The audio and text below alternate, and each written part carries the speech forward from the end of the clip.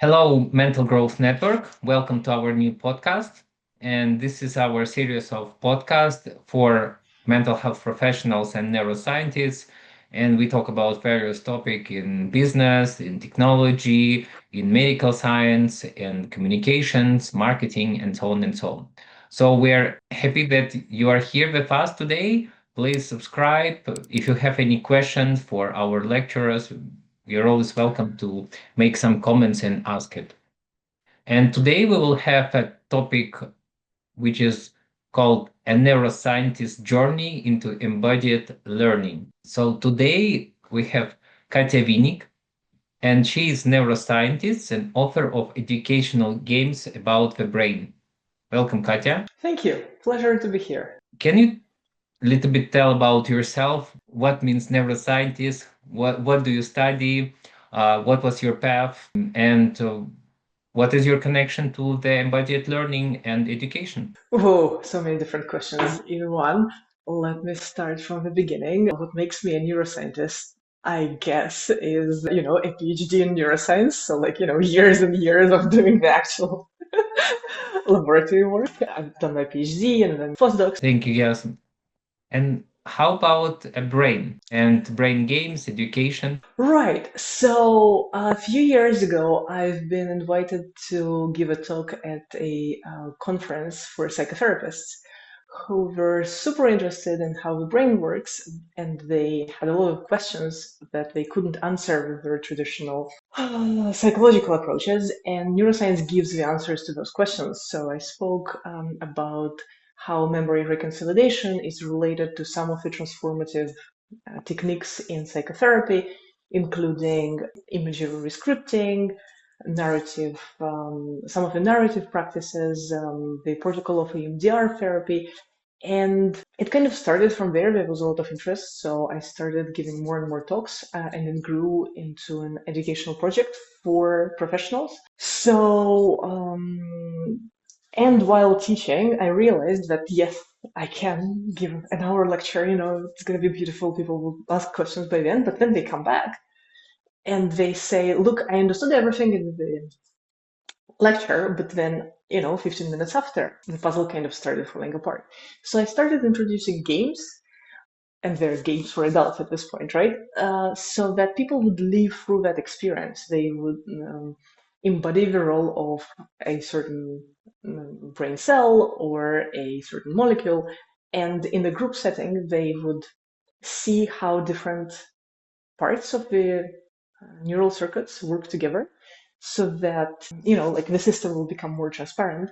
And that experience really transformed the way the people, the audience learned. So the retention of information was much more. And yeah, so since then, I do believe in games for education. Great.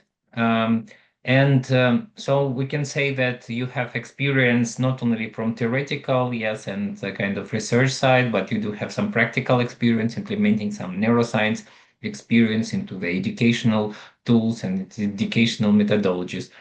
This can be very interesting to our auditory. But our topic today, which we started to, you know, dig deeper, let's start.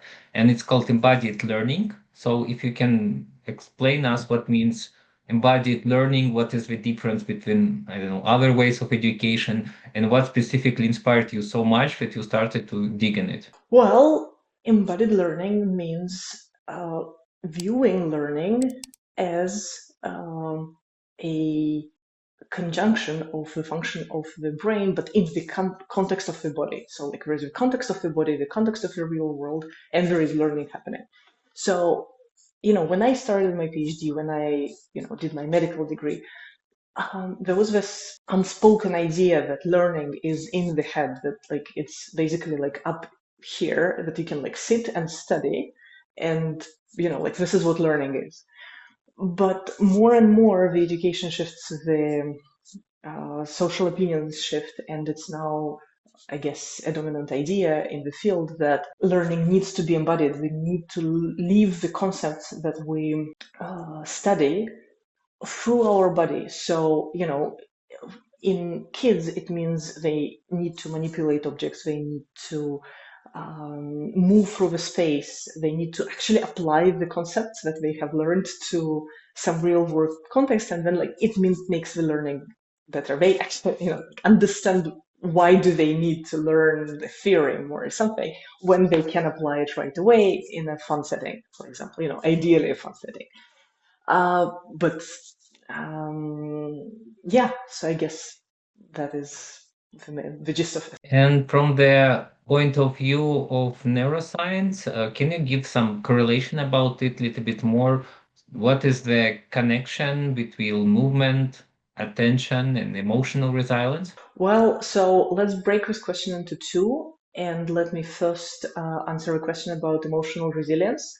So, emotional resilience is something extremely important, and it's something extremely important in the learning context as well, because we need to see the amount of stress that is there now in schools, in higher education establishments. So, there is a huge correlation between physical well-being and the amount of physical activity that the person is getting.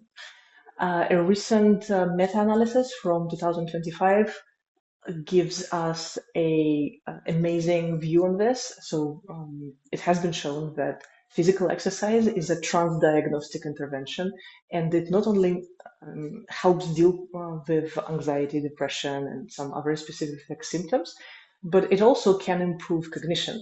So it can improve memory, it can improve attention. So we know that exercise by itself is a transdiagnostic intervention. And as such, it's very useful in clinical context, but also in everyday life, right? Like even if we're not dealing with people who are anxious or depressed to a clinical degree, we know that physical activity is a must. And the way this works, there are actually many different ways, but my favorite is that exercise boosts neuroplasticity. So there are molecules called myokines.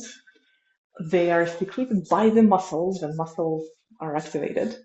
They get to the blood, they travel to the brain, and then they can increase the amount of some very important molecules for neuroplasticity. For example, brain neurotrophic factor. And that is one of the crucial molecules for neuroplasticity, for forming the neural connections, for growing parts of the neurons so that other connections could be formed.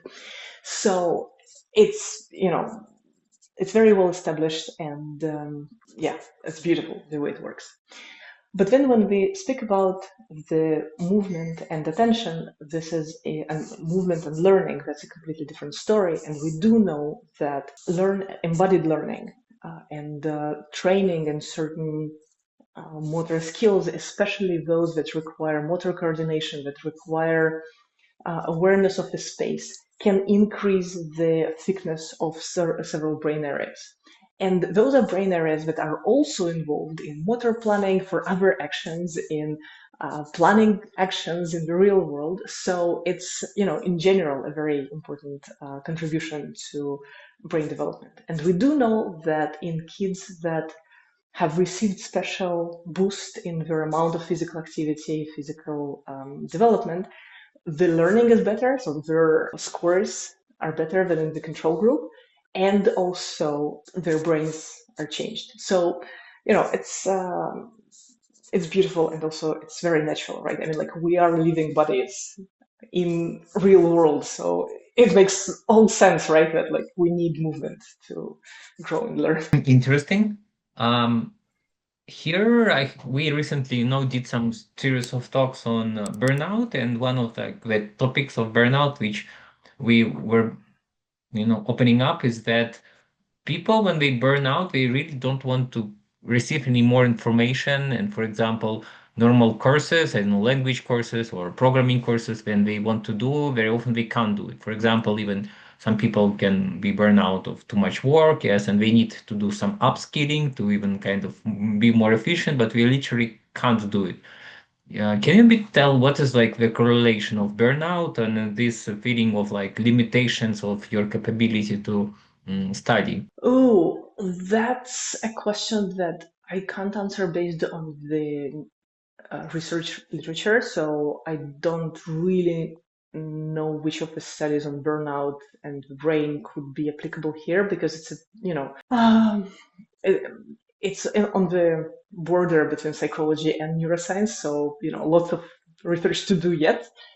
But we do know that yes, that is the case. We do know that burnout and depression decrease the curiosity, decrease the ability to pay attention to new things. And yeah, it's not easy to get out of it. So I guess, like what comes to mind is a saying in the homeschooling community, which actually is way ahead of the traditional schools in terms of applying embodied learning. They say that for every year of schooling, uh, a child that has been burnt out by the current by his education setting, that doesn't want to study, that doesn't want to um,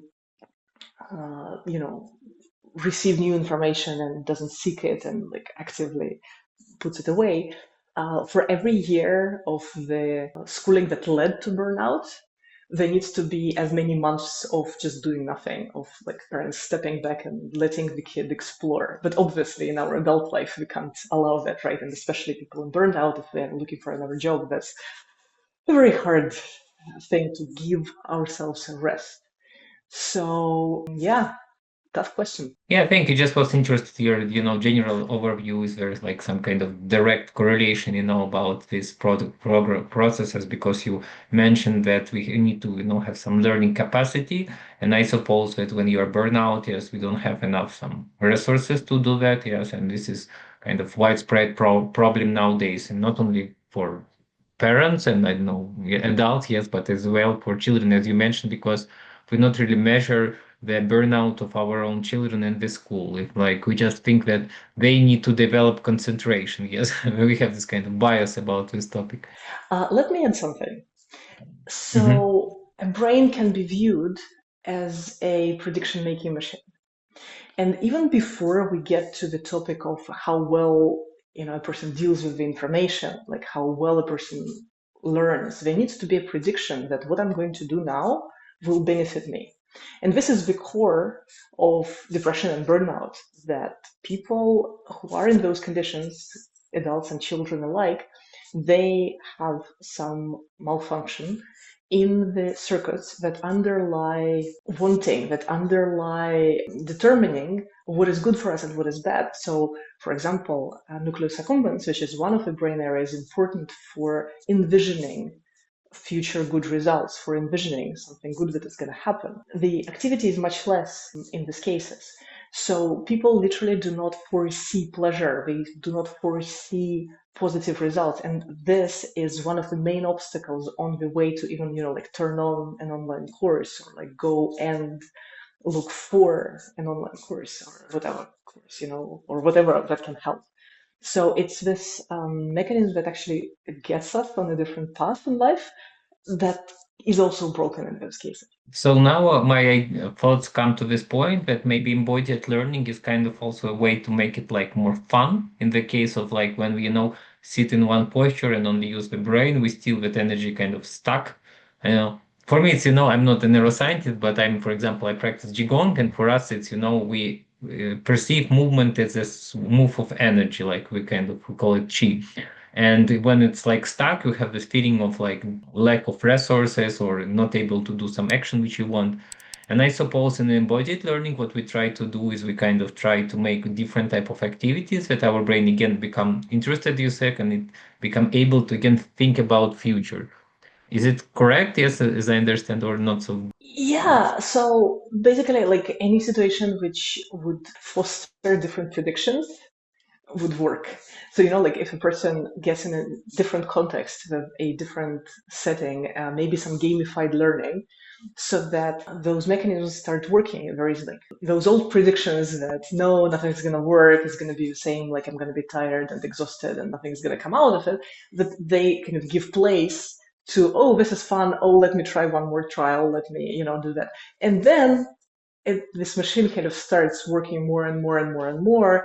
and it can lead to much better outcomes. So yeah, I don't really know about Qi, but clearly something there.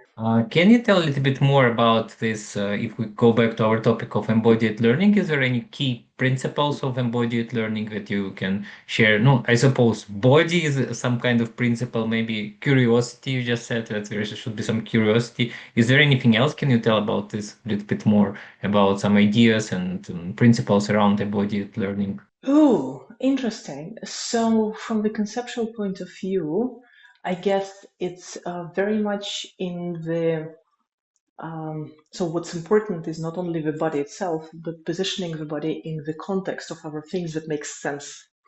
So that there wouldn't be, just movement or something, that like this learning happens at the intersection of things happening in the real world and us interacting with them, us wanting those things to happen.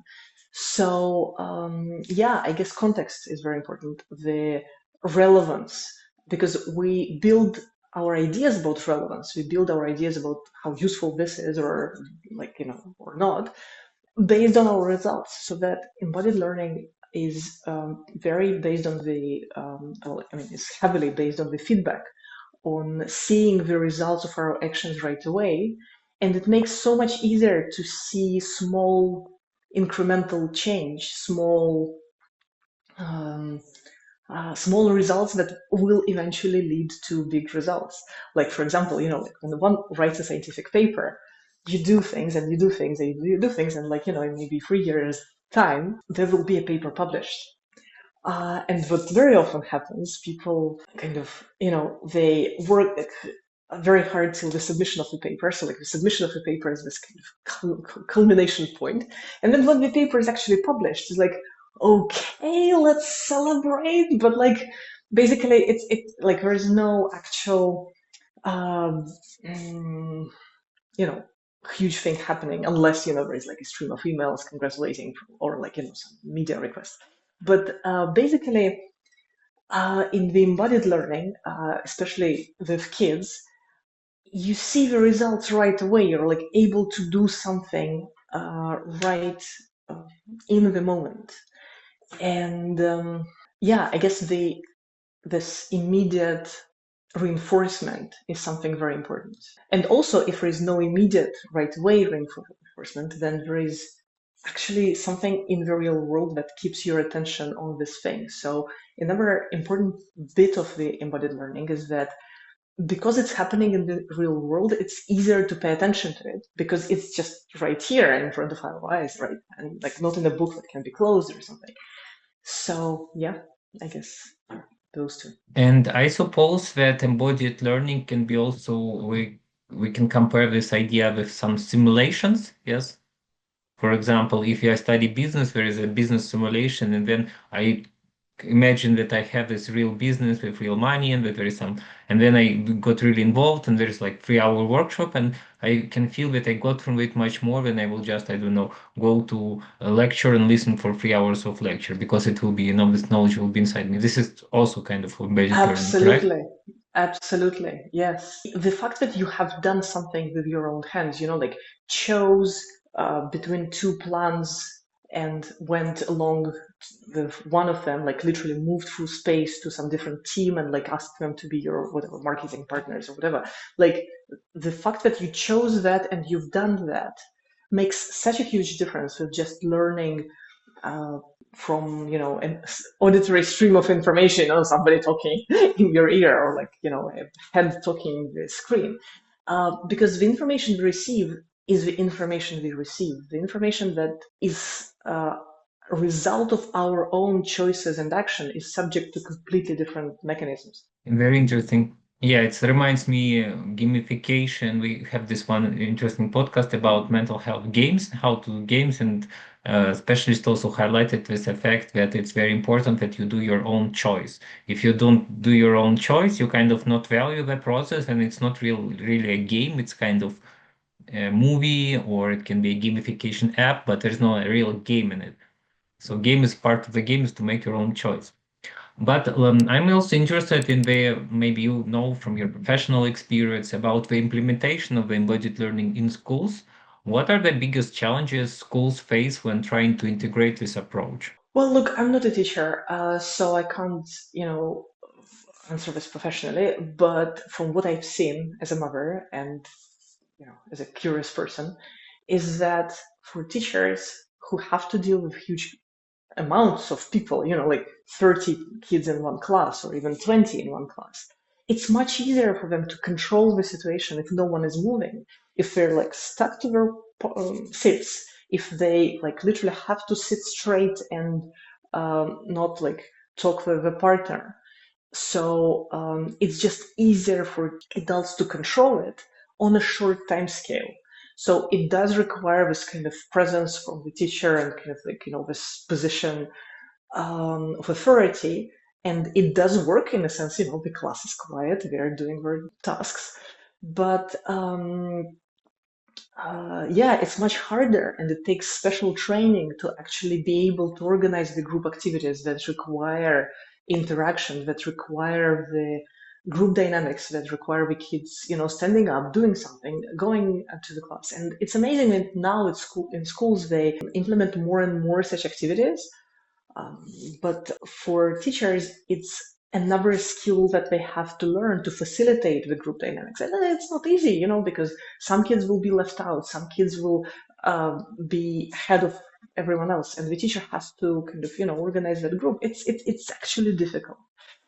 Yeah, so something along those lines. I would add here that maybe there can be some specific trained skills which now not really implemented in the education of the teachers, and teachers just lack of the skills and they not have really like deep and practical experience, to handle that. So they can sometimes try it, and if their, I don't know, character is enough strong, they have enough creativity, energy to do that, they can try to do it. But if not, yes, we can feel that a bit is like, oh, something is not there.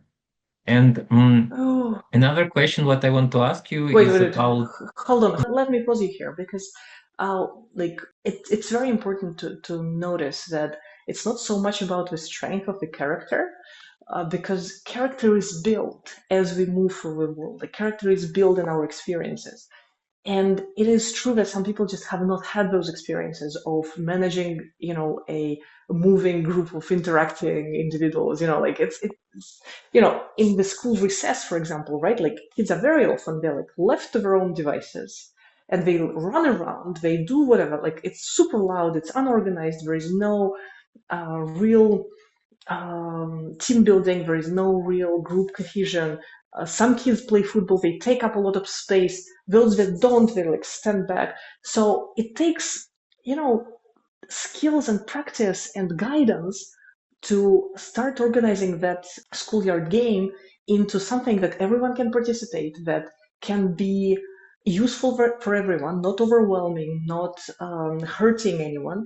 So it's not so much that, you know, there is character required and people don't have that character, so like they don't. No, it's more of the knowledge of the community that can like that should grow in this regard. interesting. Yeah. So don't be afraid. Firstly, just try it out. Maybe it will be just, we learn on the way while we're trying. I like this approach because really sometimes we have so much things like, oh, it's just too hard, but just try it out. So about the trying out, I also know that you are part of NeoNoo team. Yeah, we have also did a small project with them related to fundraising services for mental health projects, and now we are also thinking about a new project for next year. And I know that you're a chief scientific officer there. And can you tell me more about what is this project is about? What are you doing there? What is the connection of embodied using? What is like your specific roles? I think it can be very interesting for our auditory. Absolutely, my pleasure. So NeoNoo is a startup which I absolutely adore. Like as long as I met the team and they invited me to be on board, I was like, yes, because like I basically trust my gut feeling. Like it's nice and fun to do cool things with nice people, and I absolutely adore the team. So it all started with Misha, the um, one of the co-founders. In his previous role, so he worked with kids that were blind, and he noticed that just a bit of technology, a bit of group dynamics changed completely how the kids behaved and changed completely what they could do. And for him, it was an aha moment. So he continued developing embodied uh, games and technology that can bring kids together, that can enhance learning.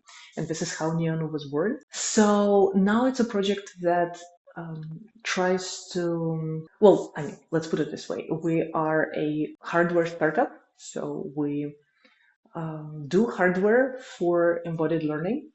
And it's the main idea is to bring it to the kids that need it from the young age to the school age, and to find the games that they can play screen free to address the skills that they need to develop, the skills that maybe they're super good at and they can enhance.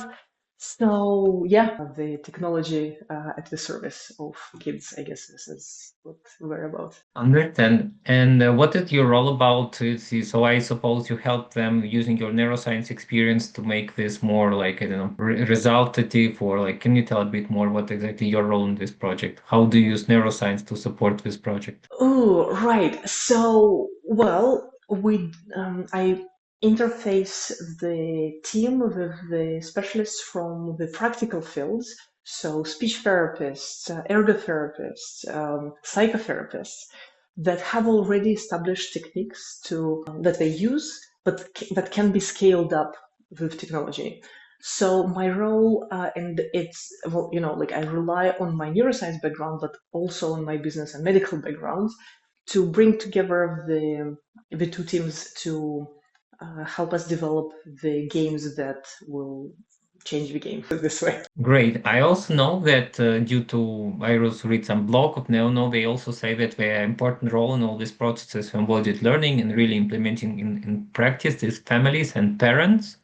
So can you tell about this like more in the case of what role can parents play in bringing more embodiment into their children's lives? Ooh, wait, hold on. So those are two different questions. So the reason why we involve families is because we believe that they have a lot of knowledge that needs to be taken into account, that they have a lot of things to say. The way technology is usually developed, and like there are some cool specialists that know their specific things, and like they develop something, and then maybe it will work, maybe it won't. Our approach is to bring those people on board, but also bring the parents on board so that they would have all parties together at the table. And I think it is a really cool approach because it allows to underscore how important the role of the parent is in learning and development. So basically, it's very often the case that um, people think, okay, look, this is a kindergarten and the school, and it's their job to educate my child. And okay, like maybe they're doing a good job, maybe they're not doing a good job, and then they can change the schools. But the actual situation is different. So like the schools, they usually kind of, well, like they're a service, but the person ultimately responsible for the education is the parent. And on top of all the other responsibilities that parents have, it's one more that is too hard, and it's just like sometimes people just don't want to take it. But on the other hand, people want to have it. People do have opinions. They have noticed that something works, something doesn't, and there is a lot of knowledge in the community. There are a lot of things that moms know that teachers don't, and moms know and doctors don't. So, like things that work, things that don't. And we need to give power to the parents as well. We need to give them the word to and possibility to contribute to the emerging field, to the emerging technologies. So this is our approach as the NeoNoo. But regarding your second question, what can parents do in terms of embodied learning?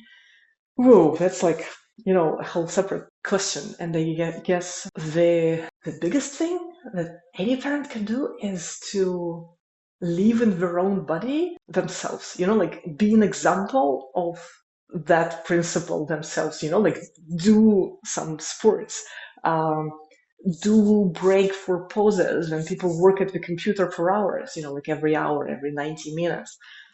Um, Go for walks and have fun on those walks. So like we all as parents were like up in our heads with like so many things to do, but when we give example to, I mean, like when we serve as an example to our kids, they see that we, allocate time for sport, that we allocate time for physical activities. I guess like this is the biggest thing that we can do, because kids will see it and they will mirror it.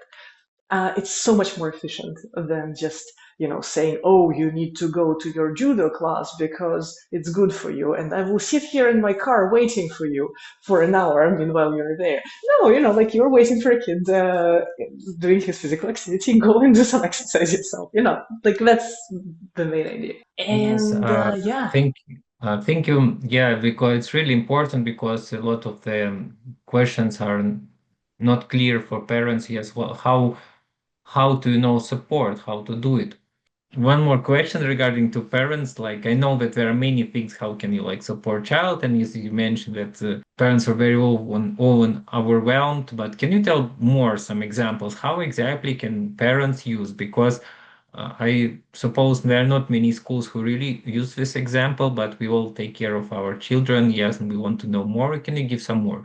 As I understand, one of them were try if you want them to love physical activity, show your own example. Yes, also love physical activity, play together. Any more interesting experiences? Well, so again, let's separate this in two things. So there is like a whole kind of setting, right? Like how you organize the life of the kid. And what I have found extremely important for me as a parent is to schedule physical activity for the kids. And also when they study for a long time, then they, need to do their homework or need to prepare for the test, whatever, to make sure that they learn to break the 45 sessions of sitting into into chunks, and in between do some physical activity. Maybe together when the child is small, it's on the parent, like you can't say, oh, like go out, play a ball. Like, they won't because they don't want to, right? So maybe something together. And then as the child grows older, they will learn to do some push-ups or something, that pleasures them. So I guess that is very important in terms of just um, putting movement into other types of learning. And there is a huge shift now in the paradigm, because it has been thought that physical activity is a break from studying, but now it's very clear that physical activity serves studying. It, like, even short bouts, like 3 minutes of physical activity, can boost attention, can boost memory, can boost mood. So it is for the learning, and the time that we spend for the pauses, it is paid back by increased focus, in better mood, in which the child finds the subject. So, absolutely important. In terms of practical things, another, I guess, very important thing is to adjust or rather, to keep to make sure that you understand how your child decompresses. Because when kids come from school, nowadays there's a lot of kind of tendency to like ask the parents for 10 minutes of video games, and then like they kind of decompress from school in those video games. And this is a huge mistake, because video games, they distract, yes, they provide a sense of relief, they kind of switch the gears, switch the context, yes, it's kind of pleasurable, but eventually, and for many parents it's like this, the mood is worse after the video games, because we have to stop it, right? And like the games are addictive and everything.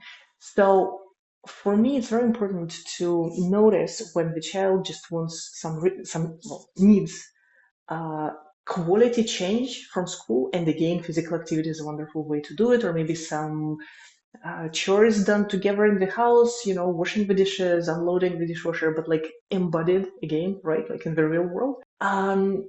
And like separately, the desire to play video games and everything. So do not mix the two. Do not substitute the need for mental switch by the desire to play the games. Basically, like they're separate things. Other things, well, I guess lots and lots of physical play, right? Like lots and lots of ways to illustrate the concepts from physics and biology on long walks, or maybe listen to some wonderful books meanwhile we're walking. And so like we don't have to choose learning or movement. We can kind of do them together. We can. And if we talk about this video game topic a little bit, just let's cover it. And there is there any like neuroscience prescription? I don't know how many TV timers allowed, or how many video game session allowed, or would you suggest like not use it at all? Just to because some of the parents limit totally, some parents not limit, and children can go in hours, and for parent can be very often comfortably. For example, if a parent has his own burnout thing, yeah, he can just put and forget at least for a few hours. So did it like have some real deep circumstances on child cognitive development? And can you give some, just I don't know, in general, what you think about it? Well, so there are no uh, strict rules that I would suggest, because it is true that every kid is different. It is true that, some kid can play for hours and there is no problem, and they will be, as jolly and, attentive later. For some other kids, video games are worse than heroin. They, get tantrums afterwards. They don't want anything. So it's very, very, very specific to each individual kid, to each every individual situation. But the tide is turning. So we do know that in the nearest future, there will be more government initiatives, more public initiatives to scale back on screen time. And there is a huge question of what to substitute it with, right? Because parents are already overloaded. And now take the screen time away, and like, what do we propose again? So part of the thing that NeoNoo is proposing is one of the solutions to that problem. But people look for other solutions.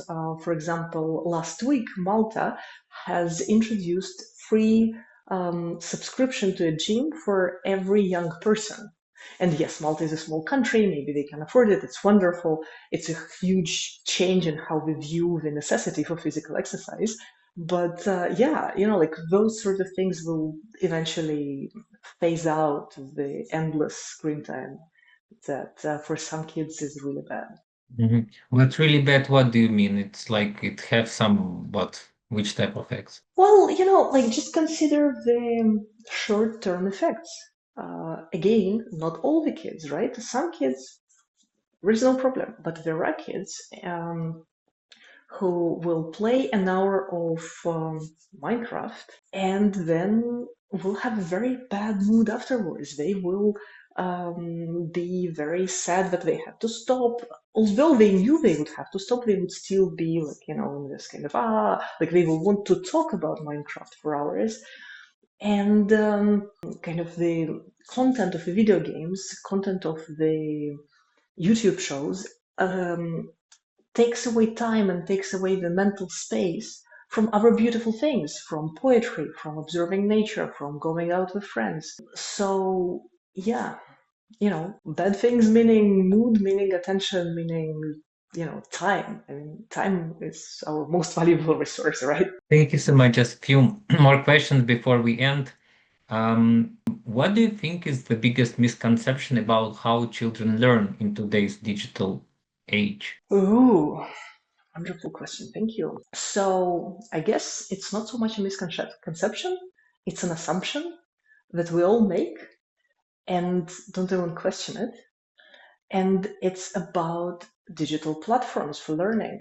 So now there is a lot of ed tech, and virtually every country has introduced some sort of virtual classrooms, like videos and tests on the computer as, kind of side materials for learning. And some people actually try to substitute it, like it's still on the way, but a lot of people use it. And there is not much proof that it's better than the traditional learning. Now, if you talk to kids or if you talk to parents, they will say, oh, like maybe they don't even need to learn how to write. Maybe they don't even need to learn how to like read because AI will read it for them. I mean, it's all kind of maybe not necessary anymore, but we have no proof. We have no proof that this is better for them long term. And we all make this assumption that it is okay and it's as valuable because it keeps them engaged.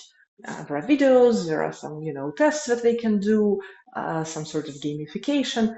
We have no proof. Yeah, so we need more research experiment, yes, and long-term research as well. Just a little bit from your personal history. I'm a little bit curious. Yes, you have your path as I understand, you came from medical background, yes, and then you go to neuroscience, and then you studied embodied learning. This is all started like from your parenthood, or what is your journey? How did you know drop this path? If you can give us a bit of your bio, because it's really very interesting for other, specialists to compare how specialists, grow in their understanding of life Right, and priorities. right. How did I grow into the understanding that is important? So I guess I was very passionate about my studies. I knew very early that mind is something that attracts me. Like I kept asking questions about mind. Well, my earliest memory is lying there in a small cot and thinking that I would remember this moment for later life. So I kind of started thinking about memory very early on. So it kind of naturally led me to medicine and to neuroscience. And although, yes, I did some martial arts, yes, loved going to the mountains, still, when I was studying, when I was, doing neuroscience, I was like so much in my head. I was just like this. I recently saw a video on Instagram. It like perfectly describes how I was. Like they had a quadcopter and put a mannequin head on it. So the quadcopter flew with this head on it. So like this is how a lot of like this was definitely my experience. I was like up in my head. And like sitting for hours, working, long hours. And then I met friends in my research environment who were long-term dancers. So for them, moving their body was something extremely natural. And initially, it felt like something very kind of alien. It felt like, like, why is it even important to bring this into the scientific context? But then I noticed more and more curiosity about it, and I noticed more and more how it shifts the mood so that later work can be better. So we co-organized a sort of series of events for neuroscientists that would bring the body into the play, that would kind of make space for being in the body. So dancing, authentic movement, some meditation, like basically like a series of workshops. And from there, I guess I kind of opened the door. So now I do contemporary dance. I run at least twice a week. And, yeah, like when I work, I do stand up quite often, like, every hour for sure to move. Because I notice how it changes the mood, how it resets the patterns, like you sit and work and do something, maybe repetitive and kind of, like something that needs to be organized, some kind of, papers or something. And, like even 5 minutes of just dancing changes it completely so that like the work can be finished faster and, I can move to some more interesting things. So yeah, I guess that is roughly my journey. Thank you. It was very interesting experience. And I do agree as a person who also do contact and pro and authentic movement, it does have effect.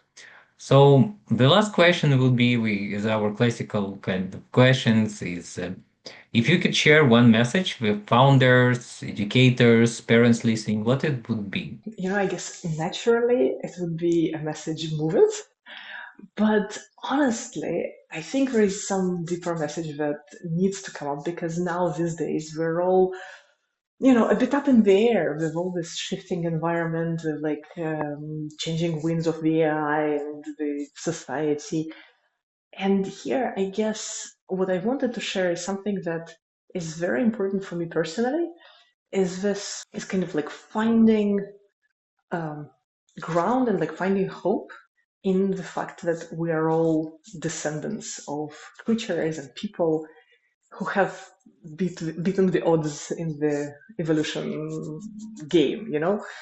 We are children of people who have won in this game. And yeah, um, we'll make it. I guess that, this is something that brings me up, like that like helps me to deal with all this change that grounds me. And I wish I would see that more in the society. Because there is too much anxiety, too much panic, and we need to find common ground, like kind of common strength. So yeah. Yeah. Thank you so much. It was a really great podcast, and I hope our listeners like it as well. It was Katia Vinnik, neuroscientist, and it was Yi Meandro, digital health expert and podcast host. Please, if you have any more questions or if you want to share your own embodied learning experience, please do under this link and keep in touch. See you soon. Bye bye. Ciao. Thank you.